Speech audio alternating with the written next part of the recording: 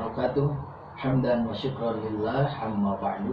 Tiada kata yang paling mulia selain memanjatkan puja kehadirat Allah Azza wa Jalla. Tiada puisi yang paling berarti selain dari memanjatkan puji kehadirat Allah Rabbul Izzati. Salawat bertangkaikan salam semoga senantiasa tercurah limpahkan kepada baginda alam habibana wa nabiyana Nabi Muhammad sallallahu alaihi wasallam. Baik sahabat Rabbani FM dimanapun berada, kami menyapa Anda semua dengan salah satu slogan yang disampaikan oleh baginda Rasulullah sallallahu alaihi wasallam, teringat terhadap pesan beliau, balighu anni walau ayat, sampaikanlah walaupun satu ayat. Dengan adanya Rabbani FM, radionya Majelis Tadabbur Al-Quran, insya Allah akan fokus terhadap tadabbur, tafakkur, tasyakur. Semoga dengan adanya tadabbur, tasyakur, dan tafakkur bisa meningkatkan dan mengajak seluruh hadirin dimanapun berada untuk senantiasa menjemput ridho Allah Subhanahu wa Ta'ala. Semoga saya dan kalian semua bisa diridhoi oleh Allah Subhanahu wa Ta'ala, dan saya atas nama Aji Jusmana mengucapkan banyak beribu terima kasih. Wassalamualaikum warahmatullahi wabarakatuh. Kitabnya judulnya Miftah dari Sa'adah, halaman 187. Beliau menyampaikan membaca satu ayat dengan perenungan dan pemahaman lebih baik dari membaca Al-Quran hingga khatam, namun tanpa tadabbur dan pemahaman. Membaca satu ayat dengan perenungan dan pemahaman lebih baik dari membaca Al-Quran hingga khatam, namun tanpa tadabbur dan pemahaman.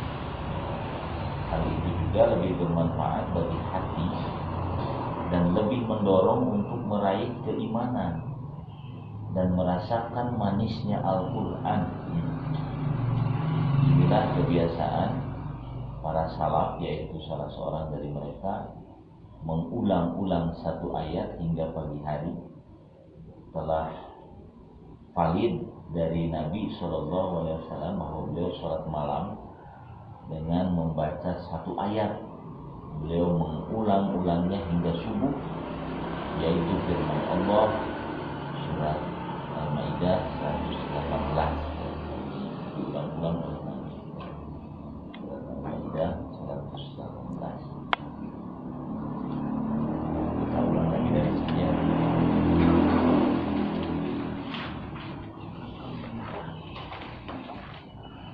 Surat 5 Al-Maidah, ayatnya ayat ke-18 Pak.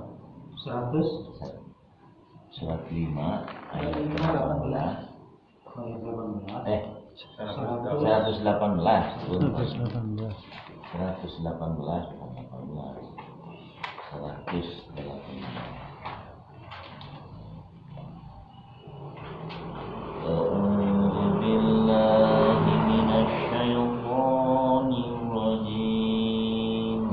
أعوذ بالله من الشيطان الرجيم.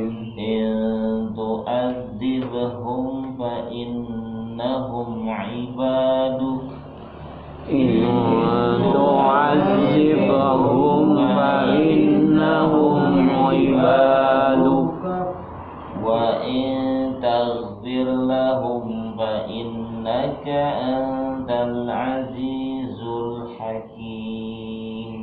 وإن تغفر لهم فإنك أنت العزيز الحكيم. Jika engkau menyiksa mereka, sesungguhnya mereka adalah hamba-hamba-Mu, dan jika engkau mengampuni mereka, sesungguhnya engkau maha perkasa, maha bijaksana. Rasulullah mengulang-ulang ayat ini karena begitu banyak penolakan dari kaum Quraisy kafirnya terhadap Nabi, termasuk saudara atau keluarganya. Banyak penolakan. Kemana akhirnya ya ini diulang-ulang, badai disiksa mangga gitunya yang ngakuin ke Allah, badai diampuni mana ya penolakan ini terlalu banyak penolakan ya. Maka membaca Al-Quran dengan perenungan ya adalah merupakan pokok dari baiknya hati, pokok dari baiknya hati. Nah, ini sudah ya. Nah, sekarang tentang juz amma ya. Juz amma merupakan juz terakhir dari Al-Quran seperti yang sudah disinggung sebelumnya. Sebagian besar surah dalam juz amma merupakan surah-surah pendek yang disebut surat Makkiyah, sedangkan sebagian kecil merupakan surat Madaniyah. Ini dimulai dari surat 8 An-Naba sampai dengan kata amma pada ayat pertama surat tersebut. Juz amma diakhiri dengan surah An-Nas surat 14.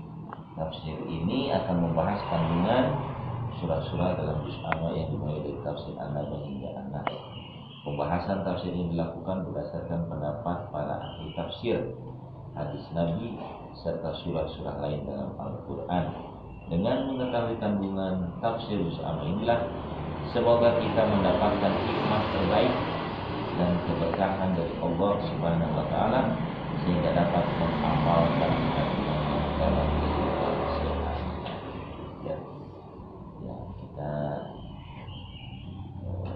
baca dulu 1 sampai dengan 5 dulu ya.